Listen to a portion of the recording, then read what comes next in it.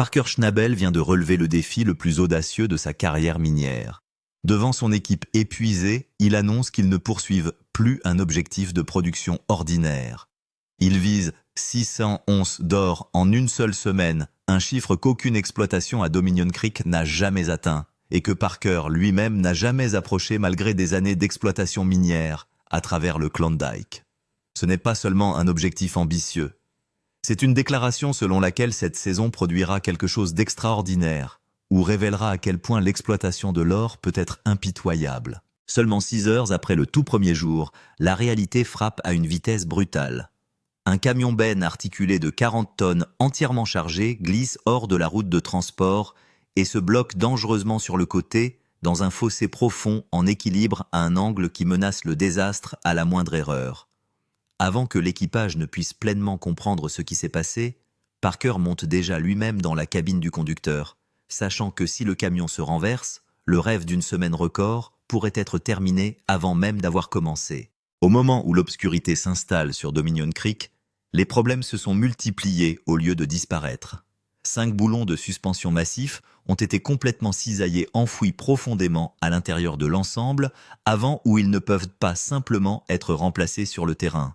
Le camion paralysé peut à peine se déplacer par ses propres moyens, et chaque minute passée à lutter contre la panne lui fait perdre un temps de production précieux que Parker ne pourra jamais récupérer. Comme si la situation n'était pas déjà suffisamment désespérée, Tyson se retrouve à posséder le seul camion de transport de rechange qui reste dans le Klondike et qui pourrait immédiatement remplacer la machine endommagée.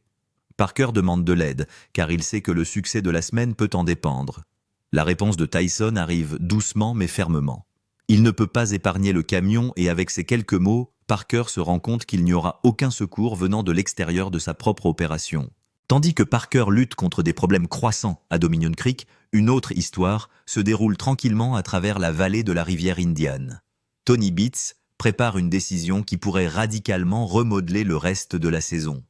2 mineurs légendaires se trouvent désormais sur des chemins parallèles, chacun misant tout ce qu'ils ont construit sur des décisions qui détermineront bientôt si cette saison deviendra une saison de triomphe ou de déception. Les semaines précédentes, à Dominion Creek, ont ressemblé moins à des revers ordinaires qu'à un lent effondrement se déroulant un problème à la fois.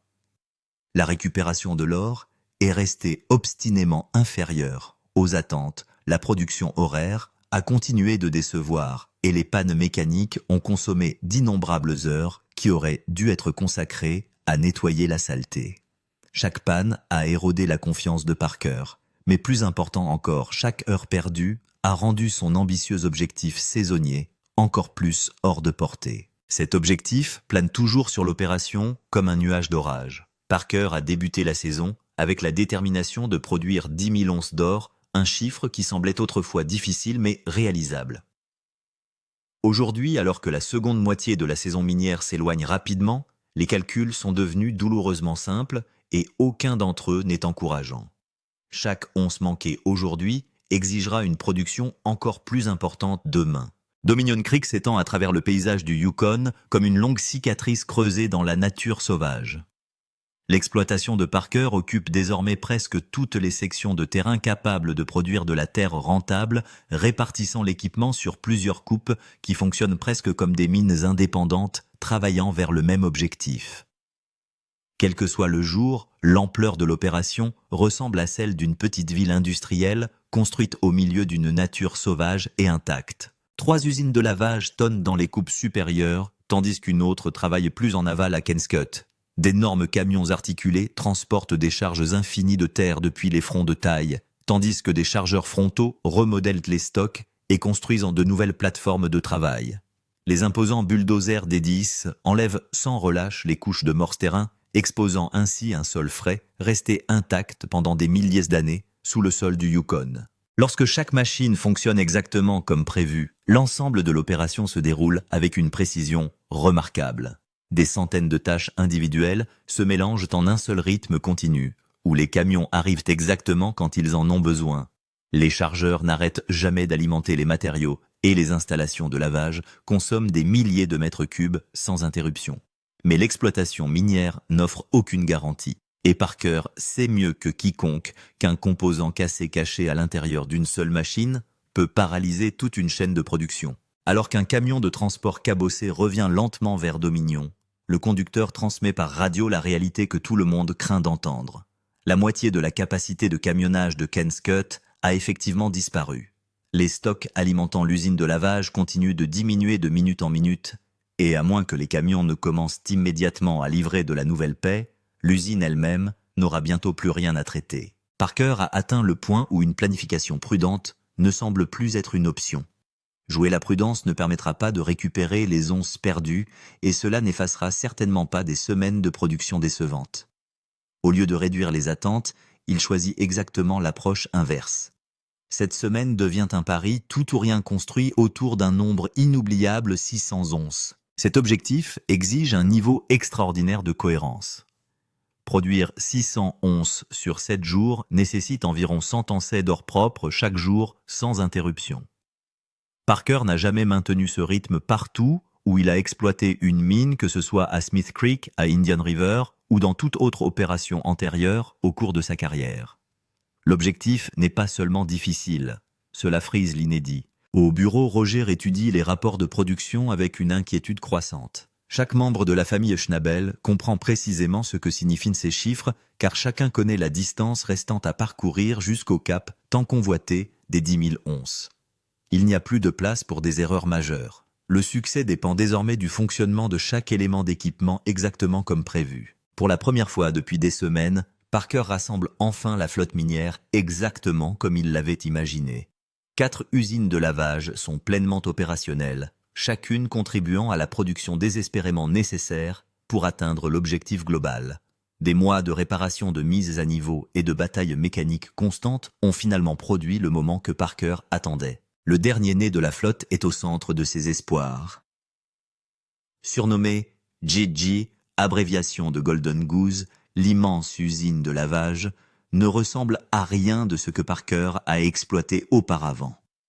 Chaque composant a été construit plus grand, plus solide et plus efficace que les générations précédentes, de son énorme trémie à son pont de criblage élargi et à ses parcours d'écluses étendus conçus pour maximiser la récupération de l'or fin. Sur le papier, la Golden Goose représente la différence entre une semaine minière ordinaire et une semaine record.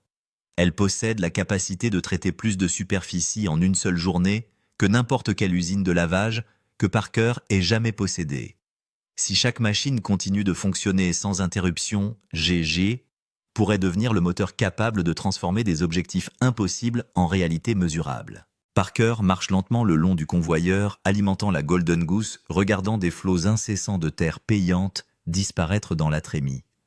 Chaque chargement représente une autre opportunité de combler l'écart grandissant par rapport à son objectif saisonnier. À proximité, Mitch confirme à la radio que Roxanne fonctionne également bien chez Kenscut, donnant à Parker quelque chose qui lui manquait depuis des semaines, la confiance que chaque usine de lavage tire enfin dans la même direction. Pendant un bref instant, tout semble parfaitement aligné. 4 usines de lavage parcourant simultanément le site minier, les chargeuses continuent d'alimenter les matériaux sans interruption, et les camions transportent de la nouvelle paie aussi rapidement que les routes le permettent. Parker sait que si chaque machine survit simplement à la semaine sans panne majeure, les chiffres pourraient enfin commencer à jouer en sa faveur. Cet optimisme ne dure que 6 heures. Une transmission radio crépite soudain dans la mine. Problème chez Kenscut. Le camion de transport de Billy a quitté la route et la situation semble bien pire qu'un simple retard mécanique. Parker abandonne immédiatement ce qu'il fait et se précipite vers le niveau inférieur, calculant déjà à quel point un grave accident pourrait être dévastateur. Billy avait transporté un chargement complet de terre le long d'une route de transport inégale creusée dans un sol instable. Une épaule s'est ramollie sous le poids énorme du camion, permettant à la machine de dériver latéralement avant que la gravité ne prenne complètement le dessus. 40 tonnes d'acier ont lentement glissé dans le fossé jusqu'à ce que le camion s'installe selon un angle terrifiant, bien au-delà de ce à quoi ses concepteurs avaient toujours voulu qu'il puisse résister. Billy contacte Mitch par radio avec une inquiétude compréhensible. Le camion a été tiré dans le fossé et la benne chargée est dangereusement sur le point de se renverser. Mitch ne perd pas de temps à transmettre le message directement à Parker, dont les pensées se réduisent immédiatement à une seule possibilité terrifiante. Si ce camion se renverse sur le côté, l'ensemble du calendrier de production pourrait s'effondrer avant même que la semaine n'ait vraiment commencé. Lorsque Parker arrive, la réalité dépasse tous les avertissements qu'il a reçus à la radio. Le camion s'incline si brusquement que les pneus en montée ont déjà commencé à se décoller du sol, tandis que les roues en descente s'enfoncent plus profondément dans le sol meuble.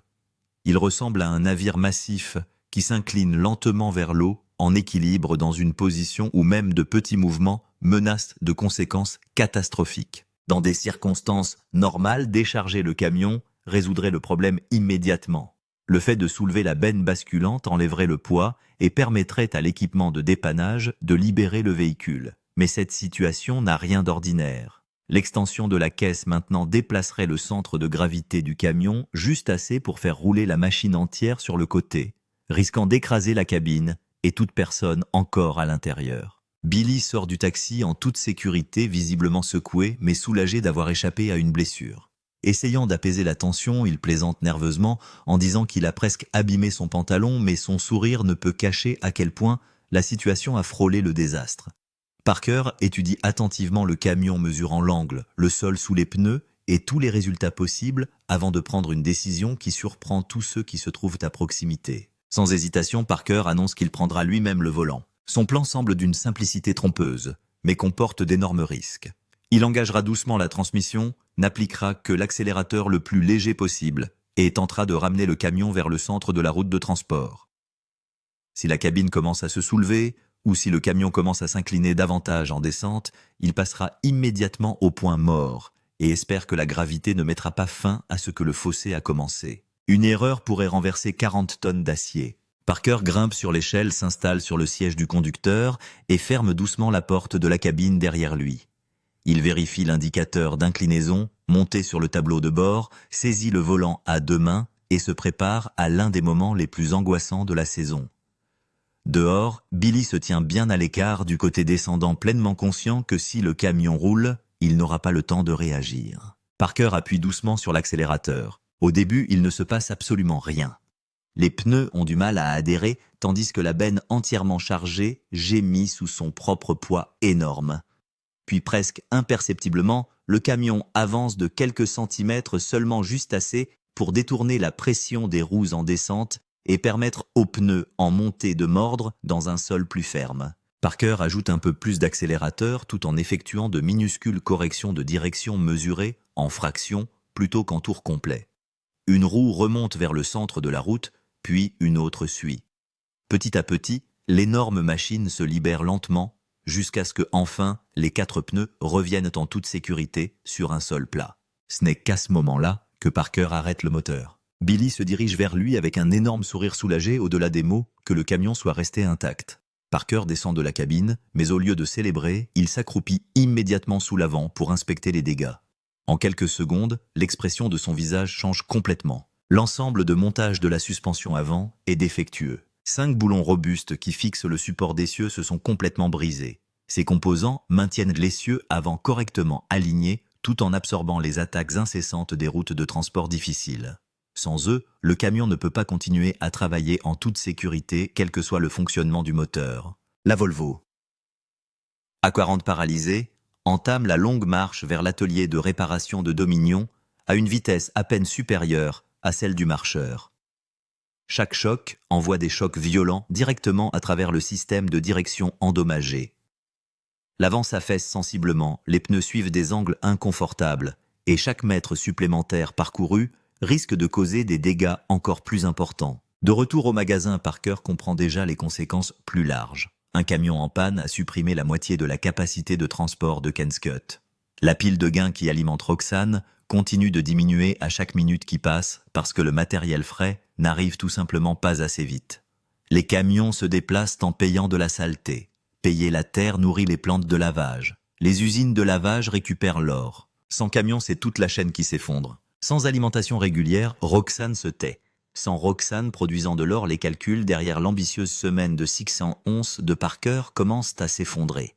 Ce qui a commencé comme le pari le plus audacieux de sa carrière ne tient plus qu'à un fil menacé, non pas par la mauvaise qualité du terrain ou la faiblesse des valeurs de l'or, mais par 5 boulons cassés enfouis au plus profond d'un camion endommagé. Genco attend au magasin lorsque Parker arrive. Il a déjà allumé les lampes de travail, attrapé une plante grimpante et disposé les prises dont il pense avoir besoin. Au deuxième, Parker tue le moteur. Genco est sur le dos sous l'avant avec une lampe de poche traçant la plaque de montage avec ses doigts. Les nouvelles vont de mauvaises à catastrophiques. La bague de maintien est rongée. La plaque de montage est tombée. Boulonnés dans le boîtier au plus profond du cadre se trouvent 5 boulons proprement cisaillés. Pas 1, pas 2, 5. Cassés à 2 pouces du trou là où aucune clé normale au monde ne peut les atteindre. Genco sort de dessous le camion et montre à Parker l'angle du faisceau de la lampe de poche. 5 cernes, chacun coiffé par la face plate et cisaillé d'un boulon qui s'est brisé sous la surface. Vous avez 1, 2, 3, 4, 5 boulons cassés.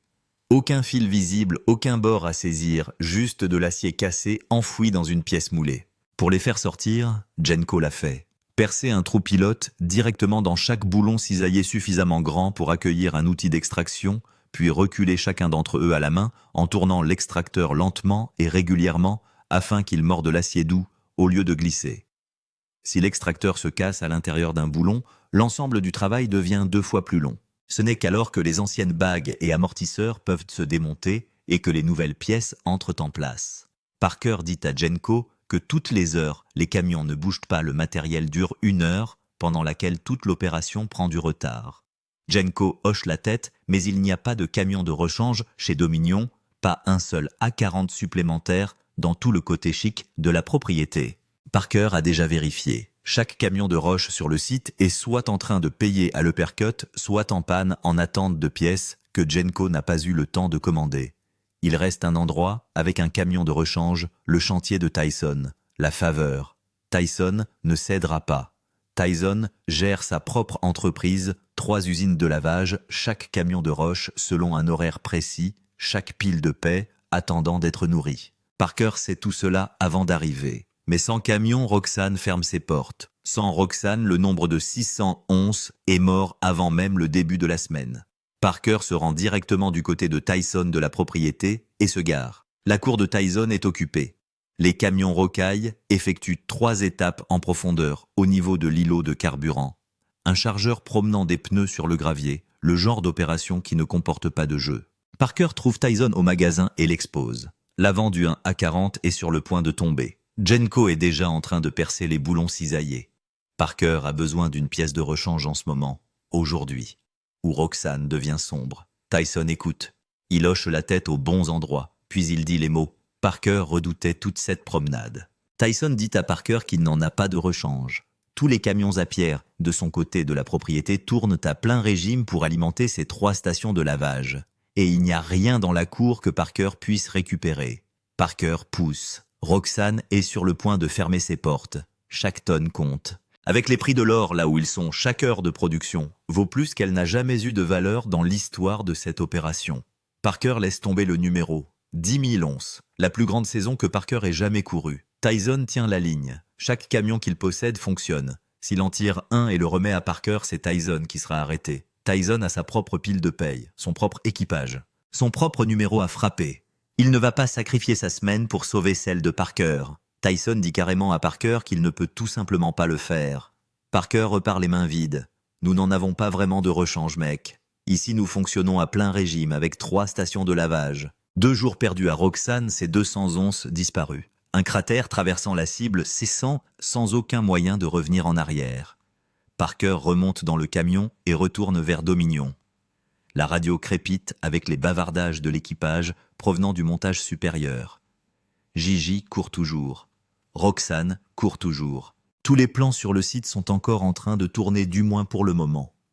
Tout dépend de la rapidité avec laquelle Genco peut percer 5 boulons cisaillés dans une pièce moulée. Pendant ce temps, sur l'Indian River, Tony Beats est sur le point de vivre la plus grosse semaine d'or de sa vie. Tony Beats part à la chasse aux fantômes. Sur l'Indian River, Tony Beats est au régulateur de vitesse. 2 installations de lavage à rotation stable. Le trommel de Mike fonctionne 24 heures sur 24, 7 jours sur 7 sur Paradise Hill. Tony a déjà atteint son objectif de la saison. Il possède déjà plus d'or que la plupart des mineurs du Klondike n'en touchent au cours de leur vie. C'est exactement pourquoi Tony n'est pas sur le point de se laisser aller.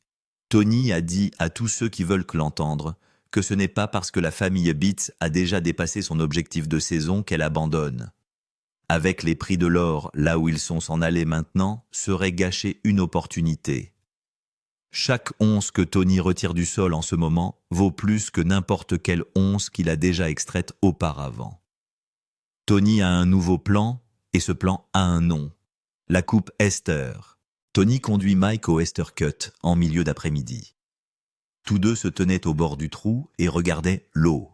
La coupure est large, plus profonde qu'elle n'en a l'air, et inondée d'un mur à l'autre, la surface noire et immobile. L'année dernière, Mike a laissé le Esther Cut derrière lui parce que l'eau continuait de s'écouler de la berge plus vite que les pompes ne pouvaient la déplacer. L'année précédente même, son de cloche. Cette année, Tony a décidé qu'il avait fini de perdre. Le Esther Cut se trouve sur le ruisseau Honker, juste au bord de certains des terrains exploités les plus anciens du Klondike. De 1913 jusqu'aux années 1960, les anciens ont exploité d'énormes dragues d'or flottantes le long de la vallée de Honker, se frayant un chemin à travers toutes les tranches de salaire qu'ils pouvaient atteindre. Des sections entières de Honker Creek ont été retravaillées à 2 et 3 reprises avant l'arrêt définitif des dragues. Tony dit que les anciens ont extrait 800 onces de ce sol en une seule journée, un chiffre qui a suivi la Honker Valley pendant un siècle. Il y a 5 ans, Tony a trouvé 2 anciennes chaudières de dragage rouillées au bord de Esther Cut. De grosses carcasses en fonte à moitié enfouies dans l'herbe gelée dans le pergélisol où l'équipe de dragage les a larguées et s'est éloignée. Pour Tony, ces chaudières signifient une chose. La drague s'est arrêtée ici, ce qui signifie que tout ce qui se trouve sous l'eau dans Esther Cut est un sol vierge. Si Tony a raison, il n'y a pas d'autres morceaux de terrain vierge sur Honker Creek aussi grand que ce qui se trouve sous l'eau dans Esther Cut. Virgin Ground sur Honker, où les anciens extrayaient 800 onces par jour à leur apogée, est quelque chose que la plupart des mineurs du Klondike ne touchent jamais au cours de leur carrière. Je suis excité à ce sujet pour être honnête avec vous. Si j'ai raison, il n'y a aucune autre pièce sur le terrain vierge de Honker aussi grande que celle-ci. Tony est sur le point de parier une semaine entière là-dessus. Mike se tient à côté de son père au bord de la coupure. Tony montre le mur. Tony montre l'eau. Tony expose l'ordre des opérations. Les chaudières d'abord, puis le mur, puis les pompes, puis la fouille. Mike écoute. Mike est d'accord. Mike a ses ordres de marche. L'équipe de Beats a 1 semaine et 7 jours pour larguer les pompes, puiser l'eau, stabiliser le sol et commencer à creuser une séquence de salaire que Tony entoure depuis 5 saisons consécutives. Quoi qu'il en soit, c'est Mike qui doit réussir, et Tony surveillera chaque seau sortir. Avant que Mike puisse pomper une seule goutte d'eau, Tony doit s'occuper des chaudières. Il se trouve là où les camions de Mike doivent être positionnés, et ils sont bien trop lourds pour être soulevés avec quoi que ce soit sur place. Tony décide de les jeter en bas de la colline. Tony monte dans la pelle et la conduit jusqu'à la première chaudière. Il aligne le seau contre la coque en fonte, enfonce le bâton et pousse. La chaudière roule 6 pieds et s'arrête complètement peu impressionné par l'ensemble des performances. Tony secoue la tête en montrant la chaudière marmonnant que cela n'a rien de spectaculaire et que juste au moment où un mineur veut que quelque chose dévale une colline, il refuse de le faire. Tony recule la pelle et recommence. Cette fois, il laisse tomber le seau derrière la chaudière, l'accroche sous la courbe du fer et avance avec tout le poids de la machine derrière lui. La chaudière roule culbutant d'un bout à l'autre sur la pente, projetant de la rouille et de la saleté dans l'air à chaque rebond. La deuxième chaudière suit du premier coup, roulant proprement sur le bord. Maintenant, Tony doit sécuriser la colline. Si le mur s'effondre pendant que les camions de Mike effectuent le déblai, quelqu'un se retrouve enseveli sous un mur de boue et de roches. Tony récupère la pente, un passage de pelle, à la fois abaissant la face du mur dans un angle stable. Zach est dans une deuxième machine, repoussant les matériaux en vrac. Mike construit un rebord stable à la base où les camions peuvent reculer sur un terrain plat. Tony recule, regarde le banc et se tourne vers Mike. Tony dit à Mike que le mur est creusé et qu'il est temps de pomper. Il veut que ce soit réglé d'ici la fin de la semaine. Ce que j'aimerais faire, Zach, c'est les remettre ici, d'accord. Ok, ça a l'air bien. Mike et l'équipage commencent à faire fonctionner les conduites de carburant et à laisser tomber les pompes dans l'eau. Les tuyaux d'aspiration dépassent que le bord de la coupe. Des conduites de décharge traversant les résidus. Mike vérifie la ligne de carburant. Tout est serré, tout est prêt à tirer. Les pompes fonctionneront 24 heures sur 24 à partir de cet après-midi jusqu'à ce que l'eau soit épuisée. Tony monte dans son camion. Il doit être ailleurs. Chambre d'or, journée de pesée. Les rythmes pèsent et ont battu un record. Minnie est déjà dans la salle d'or lorsque Tony entre. Les bocaux sur la table sont déjà lourds. Les plafonniers prennent la couleur du placé brut. Jaune profond, presque beurré, traversé d'éclairs de métal plus brillants là où les plus grosses pépites se sont déposées. La fente Slough va en premier sur la balance. L'usine a fonctionné un peu lentement ces derniers temps, mais Tony peut dire au poids du pot que celle-ci est différente.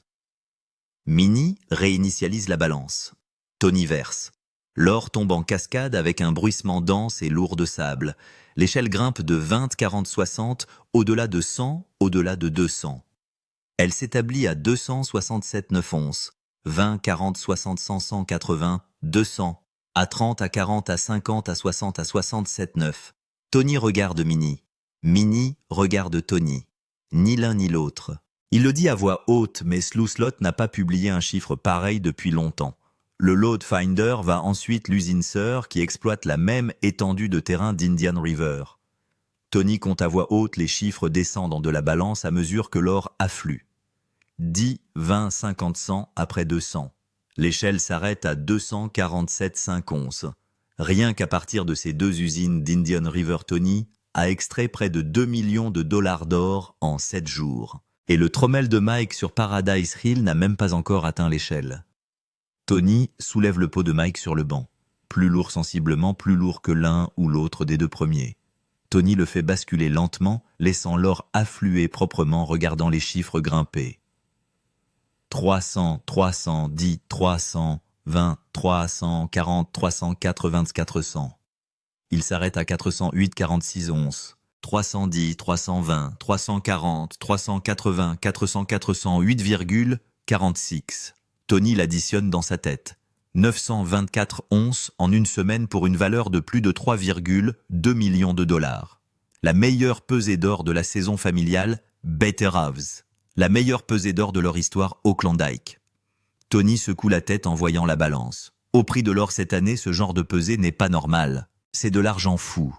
En surface, Tony a déjà exploité des mines pour gagner sa vie. Avec cette seule pesée, le total de la saison de Tony passe à 8257 onces, soit près de 29 millions de dollars en or.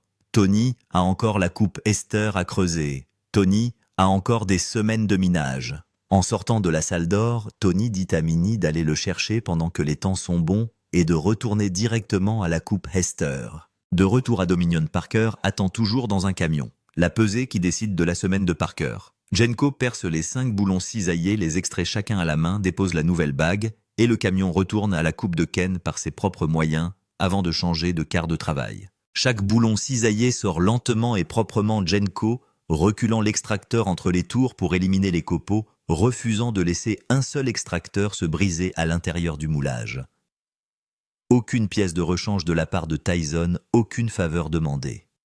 Ici, juste Jenko, son rack de pièces détachées et les heures qu'il refuse de perdre. Roxane est de retour dans 1 heure. Mitch est à la radio pour confirmer l'arrivée de Ken Scott. Gigi parcourt les mètres à Dominion, la poule aux œufs d'or court enfin au rythme pour lequel Parker l'a acheté. L'usine de Mitch Roxane fonctionne à plein régime à l'ancienne coupe de Ken Stewart. Pour le reste de la semaine, chaque usine du site de Schnabel fonctionne aussi près que Parker peut la faire fonctionner. Plus de pannes, plus de camions dans les fossés, plus d'appels du bureau de Ken, plus de faveurs que Tyson n'accorde pas. Il suffit de nourrir la boîte de l'eau coulée à travers l'écluse et de l'or tomber au fond heure après heure, poste après poste pour le reste de la semaine. Le jour de la pesée arrive et Parker entre dans la salle d'or avec un nœud au ventre. Il a un numéro en tête et il ne sait pas s'il l'a atteint. 4 bocaux sont alignés sur le banc, un pour chaque usine, chacun transportant la production de la semaine pour un coin différent du site minier. Le premier pot appartient à Roxane, l'usine de Mitch. Pour atteindre la semaine de 600 onces, Roxane doit à elle seule livrer plus de 137 onces. Parker place le pot sur la balance. Il verse, il compte. 20, 64, 20, 100, 120, 130. L'échelle s'arrête à 143,8 onces. Solide, là où Roxane devait être. Parker met le pot Roxane de côté. Gigi passe ensuite la première semaine complète de la poule aux œufs d'or dans la rotation. Roxane après ça. Chaque pot ajoute du poids au total. Parker empile les chiffres et effectue les calculs pour la semaine. 606,55 onces. Il est 606,55. Nous avons donc cassé 600 onces en une semaine. Retour sur la bonne voie. Parker regarde la balance. Parker regarde Mitch. Parker prononce ensuite le numéro à voix haute. Parker regarde la balance. La semaine précédente, l'exploitation Schnabel avait extrait 421 onces. Cette semaine, le total est de 606.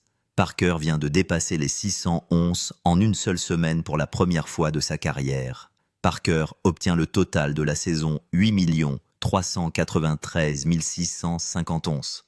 Près de 29,4 millions de dollars d'or, au sommet du meilleur prix de l'or que le Klondike ait jamais connu.